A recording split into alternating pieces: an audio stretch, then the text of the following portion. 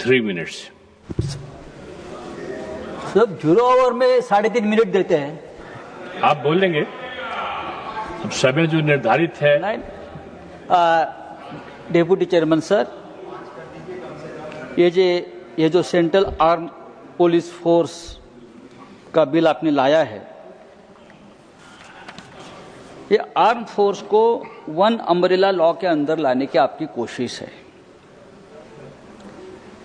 ये जो बड़े बड़े हमारे संस्थान है जैसे BSF, CISF, CRPF, ITBP, SSB, लेकिन ये सभी फोर्सेस में इतने अनरेस्ट हम देख रहे हैं अभी कि आपका अम्ब्रेला फट जाएगा नहीं तो उड़ जाएगा।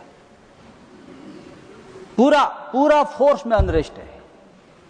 मुझे लगता है कि ये जो आप स्टेट एंड सेंट्रल में कोऑर्डिनेशन की बात कर रहे हो, ऐसा नहीं है। ये एक फोर्स की कमान कैप्चर करने की कोशिश है और ये ठीक नहीं है। ये बिल सिर्फ सीएपीएफ कैडर के अधिकारियों के खिलाफ नहीं है, ये न्याय भावनाओं के खिलाफ है। जिस फोर्स ने अब तक सैकड़ों बलिदान देश के लिए किए हैं, उस बलिदान से अर्जित मेरिट के खिलाफ है। मैं आपको बताता हूं ये बिल क्या है। एक्चुअली ये बिल क्या है, बहुत सीधा बिल है। ये बिल एक्चुअली क्या है, एक उदाहरण के तौर पर, बुरा मत मानिए, एक उदाहरण के तौर पर मैं बताता हूं। अमित शाह जी इस देश के गृह मंत्री हैं, दिन रात मेहनत करते हैं, देश के रक्षा के लिए समर्पित है। 370 हटाया, लॉ एंड ऑर्डर संभाल रहे हैं और भारतीय जनता पार्टी को जिताने के लिए बहुत मेहनत भी करते हैं। चुनाव आयोग, supreme court, ED, CBI, BJP को इस तरह से मैनेज कर लेते हैं कि बस और कोई मैनेज नहीं कर सकता है। गृह मंत्रालय के माध्यम से पार्टियों को तोड़ देते हैं, अपनी सरकार लाते हैं। लेकिन अचानक पीएमओ से ऑर्डर आती है, योगी जी को या देवेंद्र फडणवीस को दिल्ली जाकर गृह मंत्रालय की कमान और कमांड संभालो। आप विषय पर, लेकिन अमित भाई अपना काम करते रहेंगे, उनको मत डिस्टर्ब करो। देख के बजाय इधर देखकर बोलिए। ये बिल ऐसा ही है, सीएपीएफ अपना काम करता रहेगा, लेकिन इस फोर्स की कमान होगी आईपीएस के पास। ये कमान संभालने की बात है।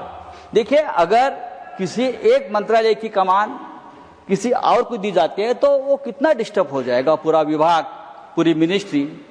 और यहाँ तो 5-5 फोर्सेस की कमान, साथ छोड़ दिया है। 5-5 फोर्सेस की कमान एक आईपीएस के कैडर के हाथ में आप दे रहे हो, और ये कमान के जो अधिकारी है, हाँ, उनको असिस्टेंट कमांड से डेप्यूटी कमांडेंट होने के लिए 15-15, 16-16 साल लगते हैं, और ये फोर्स का कोई डीजी नहीं बन पा रहा है।